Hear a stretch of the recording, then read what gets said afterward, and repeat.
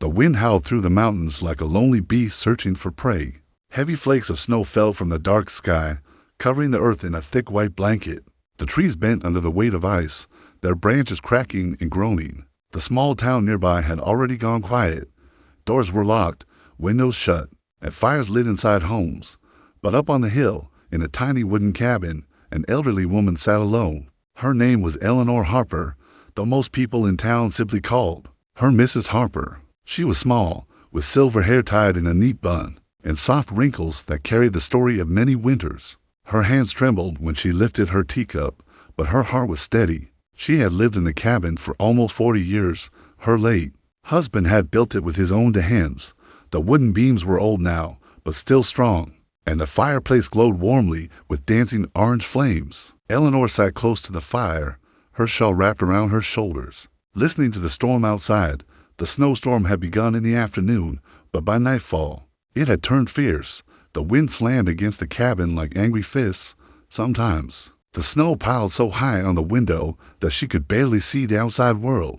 The storm was powerful, wild, merciless, and endless, yet inside the cabin, there was peace. The crackle of burning wood, the smell of tea leaves, and the soft creak of the rocking chair kept Eleanor calm.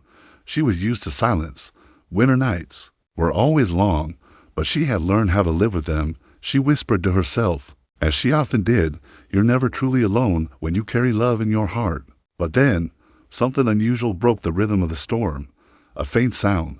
At first, she thought it was the wind again, but then she heard it clearer. It was not thunder, not the groan of trees. It was a low rumble, like many growling animals approaching at once. Eleanor put down her teacup and leaned closer to the window. Through the curtain of snow, faint lights appeared. They grew brighter, cutting through the darkness. She squinted and pressed her forehead against the glass. Then, her heart skipped. A beat. Headlights. Dozens of them. The noise grew louder until it shook the ground beneath her cabin. Eleanor's breath caught in her throat. She knew that sound. It was the roar of motorcycle engines. And not one or two, but many. The storm had swallowed the road, yet here they were, climbing toward her home. Fear touched her for a moment. 15 motorcycles stopped at the edge of her snowy yard, their engines sputtering as the riders killed the power. Tall figures dismounted, their boots sinking deep into the snow.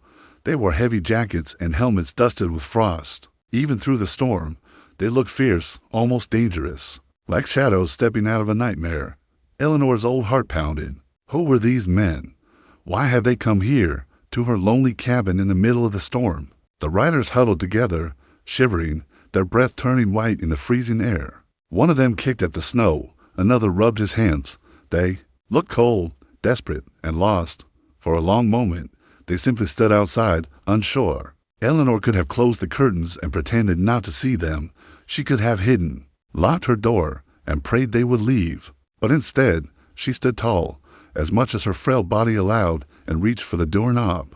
Her husband's voice echoed in her mind, as it had so many winters before. The road belongs to everyone, Ellie, and when someone is lost, you show them the way. With trembling fingers, she opened the wooden door. A blast of icy air swept inside, chilling her skin. The bikers turned toward her, their faces hidden behind scarves and helmets. "Come in," she called out, her voice soft but steady. "You must be freezing out there." The men looked at one another, surprised. One of them, taller than the rest, stepped forward. He pulled off his helmet, revealing a rugged face marked with a long scar across his cheek. His eyes were cautious, but tired. "Ma'am," he said, his voice deep but respectful, "we didn't mean to disturb you. The storm caught us off guard. The roads are closed. We can't make it through." Eleanor nodded gently. She could see the snow clinging to their hair, their jackets soaked, their lips turning blue. They were strangers, yes, rough-looking, yes, but behind the leather and scars, they were just human beings trapped in the storm. "Then you'll stay here tonight," she said firmly, though her voice was kind. "No one should be left outside in this weather." The bikers blinked in shock. They had expected suspicion, maybe even anger. Instead, an old woman had opened her heart to them without fear. "Come," she said again, stepping aside. "The fire is warm, and there's enough space for all." Slowly, one by one, the 15 bikers entered the tiny cabin. Their heavy boots shook the wooden floor. Their large frames filled the room. But Eleanor's presence made the space gentle, almost sacred. The storm raged on outside, but inside, something new had begun, an unlikely meeting, born of snow and fire, of strangers and kindness, and though Eleanor did not yet know it, this night would change her life forever. The unexpected guest cabin was small, built for one old woman, not for 15 men. Yet as the bikers stepped inside, stamping the snow off their heavy boots, the room seemed to stretch and hold them. Their leather jackets glistened with melting snow, their faces red from the icy wind. Steam rose from their bodies as the heat of the fire touched them. Eleanor closed the door behind them, shutting out the roar of the storm. The wind still pounded against the walls, but inside, there was a hush. The bikers stood uncertainly, looking down at the tiny figure of the woman who had just welcomed them. For a moment, no one spoke. Their leader, the tall man with the scar, shifted awkwardly. He had faced long roads, bar fights, and dangerous nights, but never had he felt so unsure of his place as in that small, warm cabin. "Please," Eleanor said softly, "sit down. The fire is for everyone." Her voice was gentle, but carried a firmness that left no room for argument. Slowly, the men removed their gloves and helmets. They placed them by the door, careful not to knock over the little rug. The smell of leather, snow, and road dust filled the room, mixing with the sweet scent of burning wood. Eleanor moved toward the kitchen corner. Her hands shook as she filled a kettle with water and placed it above the fire. "I don't have much," she admitted, "but I can make tea, and I have bread. It's not fresh, but it will do." One of the younger bikers frowned. "Ma'am, we can't take your food. You're all alone here." She turned and looked at him, her eyes glowing softly in the firelight. "What use is bread if it is not shared? You're cold, hungry. Tonight, you are under my roof. That makes you family." The bikers were quiet. No one had spoken to them like that in a long time. They were used to suspicious stares, doors closing in their faces, people stepping aside on sidewalks as if they were dangerous creatures. But here, in this fragile cabin, a woman old enough to be their grandmother treated them with warmth, as if they were her sons. The scar-faced leader finally spoke. "Thank you, Mum. We'll remember this." Eleanor only smiled. "You'll remember to finish your tea first." They laughed quietly, a nervous sound at first, then softer, warmer. The tension began to melt like the snow on their jackets. They pulled chairs close to the fire, some sitting on the floor when there was no room. The flames painted their tired faces in orange and gold dots. Soon the kettle whistled, and Eleanor poured hot water into mismatched cups. The tea leaves floated weakly, but the warmth was what mattered. She sliced the bread, hard on the outside but soft inside, and passed it around. The bikers accepted it with care, as if holding something precious. As they ate and drank, the silence slowly gave way to conversation. At first, it was simple. "How long have you lived here, Mom? Do you get storms like this often? Is it safe up here all alone?" Eleanor answered patiently, her voice calm like the falling snow. She told them about her husband, how he had built the cabin with his hands and laughter, how he had once said that every traveler carried a story, and every story deserved a roof for the night. Her words fell gently into the bikers' hearts. Some lowered their heads, thinking of their own mothers. Others stared at the fire, hearing in her voice something they had not felt in years, care without judgment. After a while, the bikers began to share their own stories. One spoke about the miles of road behind him, another about sleeping under bridges when no one offered shelter. Another admitted he hadn't seen his family in years because he had chosen the road instead. Their voices were rough, but in the small cabin, they grew soft, almost childlike. Eleanor listened. She nodded, asked questions, smiled when they laughed, and sighed when they spoke of pain. To her, they were not outlaws or strangers. They were simply men who had walked afar, who had forgotten the taste of kindness. The storm outside continued to rage, but the cabin no longer felt cold. It was filled with the warmth of voices, the glow of the fire, and the steady presence of a woman who believed in kindness above all. One biker, a heavy-set man with tattoos running up his neck, suddenly asked, "Why, Mom? Why let us in? We could have been anyone." Eleanor looked around the circle of tired faces. "Because snow does not ask your name before it falls on you, and warmth should not ask either." The room fell silent. Her words lingered in the air, like the smoke rising from the fire. For the first time in many years, some of those men felt their eyes burn with unshed tears. They had fought many storms, but tonight, They had found shelter not only from the snow, but from the loneliness of the road. When the hour grew late, blankets were spread on the floor. The bikers lay down, their breaths steady, their bodies finally at peace. The fire crackled, and Eleanor, sitting in her rocking chair, watched over them as if they were her own sons. Outside, the storm still screamed across the mountain, but inside the cabin, there was only warmth, trust, and the quiet miracle of strangers becoming family for one night. And though no one could yet know it, the events of this night would echo far beyond the storm. The night of Sharon's cabin glowed with firelight as the storm roared outside. Snow beat against the windows, but inside the small room there was warmth. The bikers, who only hours before were strangers on the road, now sat in a circle with Eleanor as if they had known her all their lives. The bread was finished, the teacups empty, but no one seemed eager to sleep. There was something in the air, something that made the cabin feel sacred, like a place where walls could fall and voices could speak freely. Eleanor leaned back in her chair, her shawl wrapped around her thin shoulders, and studied the men one by one. She saw rough hands, scarred faces, and eyes that had seen too many roads. Yet she also saw something else: weariness. Not just the kind that comes from miles of travel, but the kind that settles deep in the soul. "Tell me," she said gently, "what brings you out in such a storm? Surely you could have stopped in town." The scar-faced leader rubbed his hands together and shook his head. "We tried, ma'am, but doors closed fast when they saw us. The snow fell harder, and we had nowhere left to go. Then we saw your light." Eleanor nodded slowly. "A light is no good if it does not guide the lost." The men glanced at each other.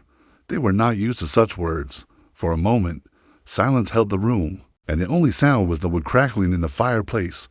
Then, one of the younger bikers spoke. "My name's Danny," he said softly, as if admitting a secret. "I left home 5 years ago.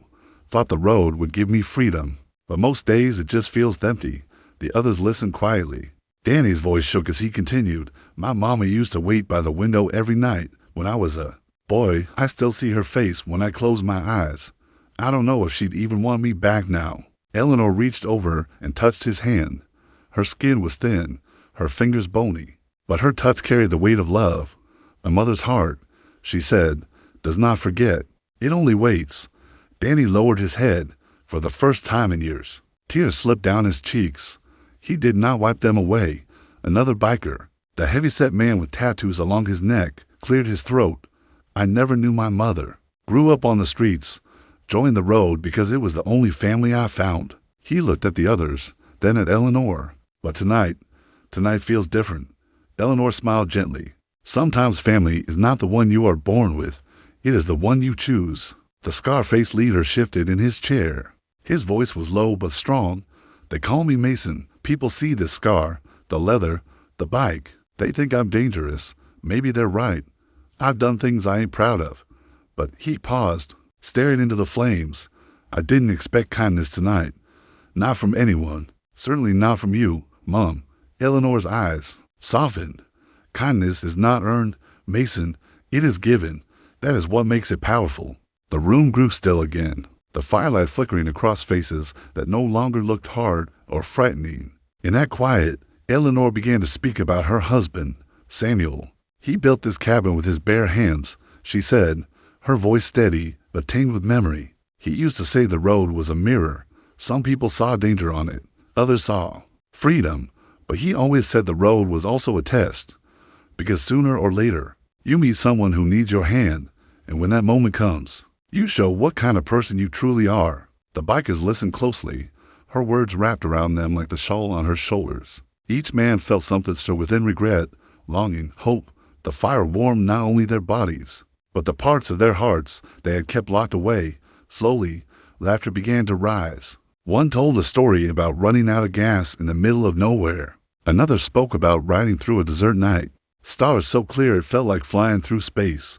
The men teased one another, their voices louder, their eyes brighter. Eleanor laughed with them, her wrinkles deepening, her face glowing. For a while, the storm outside was forgotten. Inside, there was only the sound of voices, the smell of wood smoke, and the fragile beauty of trust. When the night grew late, Eleanor brought out the last of her blankets. The men spread them on the wooden floor, shoulder to shoulder, like brothers. She returned to her rocking chair, her eyes watching over them, one by one. Their voices faded into soft snores. The cabin grew quiet again. Eleanor sat by the fire, her thoughts gentle. She whispered into the night, though no one could hear her, "Samuel, you would be proud. The road has brought them here. And tonight, this home is theirs. Outside, the storm still raged, but inside, the cabin had become something rare, a shelter not only from snow and wind, but from loneliness and fear. Strangers had arrived, but before the night ended, they had become something more. And though they did not yet know it, the choices made in that cabin would echo far beyond this single winter night. Morning light's storm ended with the slow surrender of the night. First came silence so deep it felt as though the whole mountain was holding its breath. Then came the faint light of dawn, brushing soft silver across the snow-covered world. The trees sparkled like glass, every branch coated in frozen crystals. The land that had been wild and furious hours ago now lay still and beautiful, as if nature herself had paused to admire her own painting. Inside the cabin, the fire had burned low. Ashes glowed faintly, giving off a tired warmth. The floor was lined with sleeping men, wrapped in Eleanor's blankets and their own jackets. Their heavy breathing filled the room, a steady rhythm like the ocean's tide. For the first time in many restless years, most of them slept without fear. Eleanor had not closed her eyes much. Her body was old, her bones ached, and the rocking chair had been her companion through the night. She watched them, these men of the road, with a quiet heart. Their faces looked different and sleep gentler, almost boyish. Wrinkles of worry had smoothed away, scars softened. For a moment, she thought she could see the children they had once been, long before the world had hardened them. When the first rays of sunlight entered the cabin, Eleanor rose carefully, her knees protested, but she moved with determination. In the kitchen corner, she lit the stove again. She had very little left, some oats, a handful of dried fruit, and a jar of honey almost at its end. But she was determined to give them a warm meal before they returned to the cold roads. The sound of clinking pots stirred the leader first. Mason blinked, rubbed his scarred cheek, and sat up. His eyes widened when he saw the old woman working at the stove. "Mum," he said softly, his voice still rough with sleep, "you don't have to do that. We've already taken too much from you." Eleanor turned, her lips curved into a calm smile. "Nonsense. A journey begins better on a full stomach. Besides, sharing does not take away, it multiplies." Her words carried a weight that made Mason fall silent. One by one, the other bikers woke. They stretched, yawned, and looked around, almost forgetting for a moment where they were. Then, as the memory of the night returned, so did their quiet amazement. Danny, the youngest, sat up and whispered, "I haven't slept like that in years." Soon the smell of warm oats filled the cabin. Eleanor set out the smashed bowls, each one chipped and worn but clean. She spooned out the steaming porridge, adding a drizzle of honey and a few pieces of dried fruit to each. It wasn't much, but in that moment, it felt like a feast. The men gathered around the table, some standing when there weren't enough chairs. They ate slowly, respectfully, as if the meal were sacred. The food warmed their bellies, but more than that, it warmed their hearts. Stopped between bites. One biker muttered, "Feels like home." Eleanor looked up. "That is all I ever wanted this place to be." For a few minutes, there was only the sound of spoons tapping against bowls. The bikers seemed lost in thought, each man quietly taking in the rare comfort. When they finished, they cleaned their dishes without being asked, stacking them carefully on the counter. Mason stood at last. His voice was steady, though his eyes betrayed emotion. "Man, I don't know how to thank you. You gave us warmth, food, and a roof when no one else would." Eleanor reached out and patted his hand, her touch light but firm. "You don't need to thank me. Just promise me something." "What's that?" he asked. "Take care of one another. Out there, the road can be cruel, but you are strong together. Don't forget that." The men nodded, their faces solemn. Some swallowed hard, fighting emotions they weren't used to showing. They gathered their helmets, jackets, and gloves. Boots thudded against the wooden floor as they prepared to step back into the snow-bright world. At the door, they hesitated, looking back at Eleanor. She stood by the fire, her figure small yet shining in the golden light of morning. Danny, unable to stop himself, blurted, "Mom, can we come back one day? Not because of a storm, just to visit." Her eyes softened, filling with warmth. "My door will always be open." The men filed out into the crisp morning air. Their motorcycles stood like dark giants, half buried in snow but ready for the road. Engines rumbled to life, loud and fierce, yet somehow comforting now. Before Mason pulled on his helmet, he looked back one last time. Eleanor raised her hand in a gentle wave. For a moment, he felt something he hadn't felt in years, like a son saying goodbye to a mother. The 15 bikers rode away in a roaring line, their engines echoing through the mountains. Snow sprayed beneath their tires as they disappeared into the distance. Eleanor stood at the window, watching until the sound faded. Her cabin was quiet once more. The blankets lay folded, the chairs empty, the fire still crackling. She felt both, full and hollow at the same time. She whispered softly to herself, "Safe travels, my sons." Outside, the sunlight shone brighter, and the snow sparkled like diamonds. It was a morning she would never forget. But Eleanor did not yet know that the real miracle was still to come, that this simple act of kindness would echo back to her in a way greater than she could ever imagine, because while 15 bikers had left her home that morning, the next sunrise would bring 100 engines to her doorstep. The echo of kindness. Day after the storm passed, Eleanor's cabin was silent again. The fire had burned down to a low glow, and the chairs around it stood empty.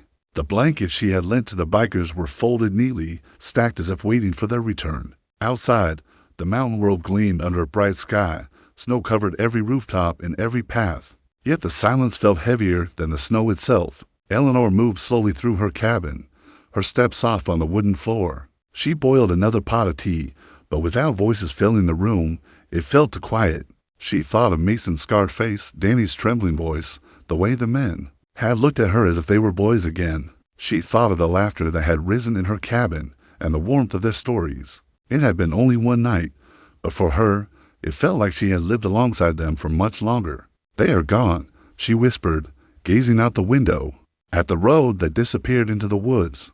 "But perhaps they will remember." She settled back into her chair, rocking gently, listening once more to the old sounds of silence, the creak of the wood, the hum of the wind. Hours passed. The day turned to evening.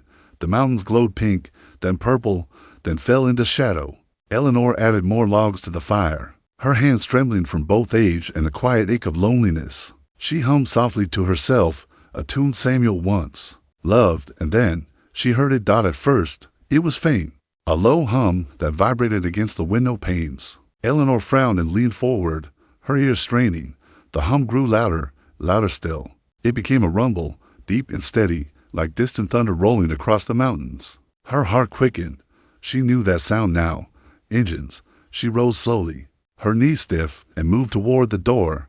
The rumble grew into a roar, so strong the wooden walls seemed to tremble. Eleanor pulled the door open. An icy air struck her face. Her eyes widened. Down the road, through the mist of evening, came lights. Dozens of them. They cut through the shadows like a river of fire. The rumble became deafening, shaking the ground beneath her cabin. Eleanor's breath caught in her throat. She counted quickly, then stopped. There were too many.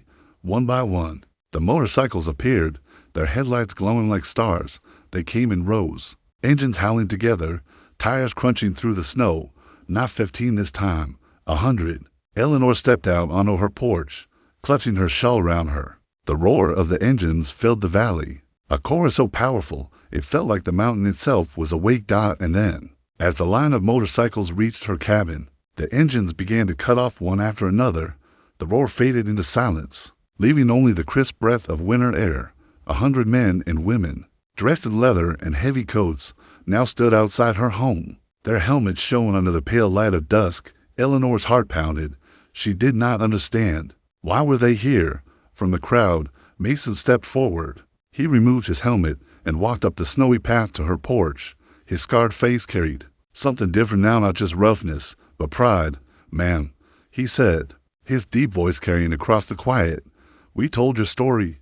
Eleanor blinked, confused. "My story?"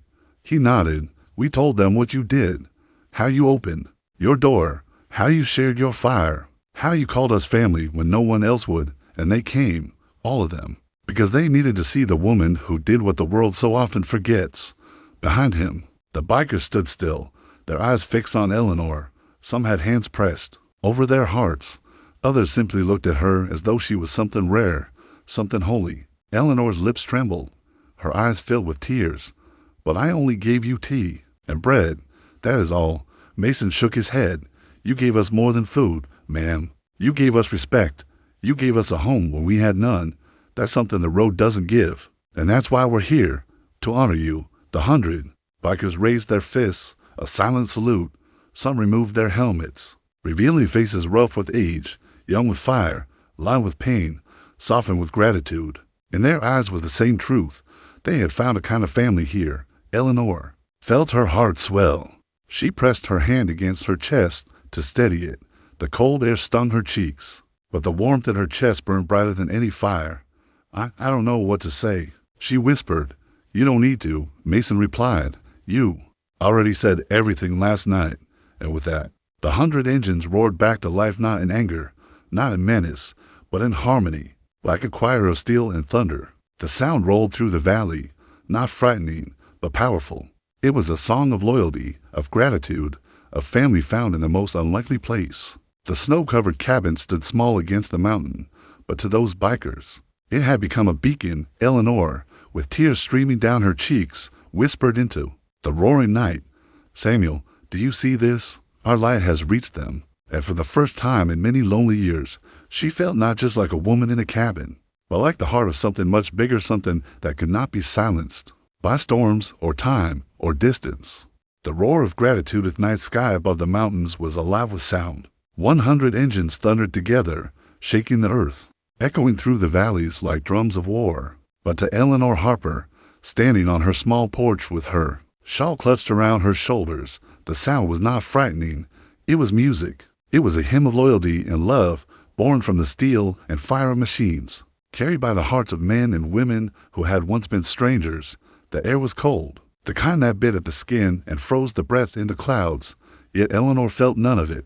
Her heart was too warm. Tears ran freely down her wrinkled cheeks as she looked at the sea of riders gathered before her. Home. Their headlights glowed like a field of stars planted in the snow, their breath rising in the frosty air like smoke from sacred fires.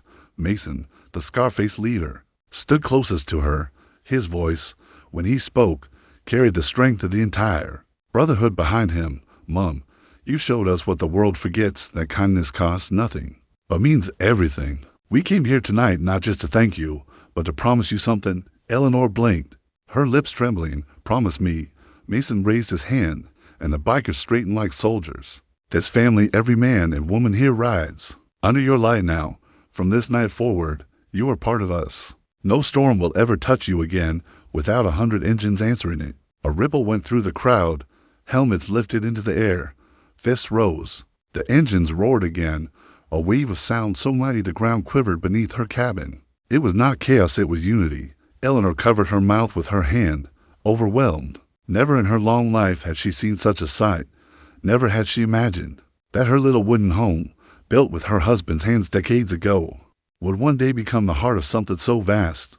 When the engines quieted again, Danny, the youngest biker, with the restless eyes of a boy who had lost his way, stepped forward. He held out a small leather patch, stitched with careful hands. This is for you, Mom, he said, his voice shaking. It's our mark. We wear it to show who we ride with. Tonight, we want you to wear it too. Eleanor took the patch in her trembling fingers.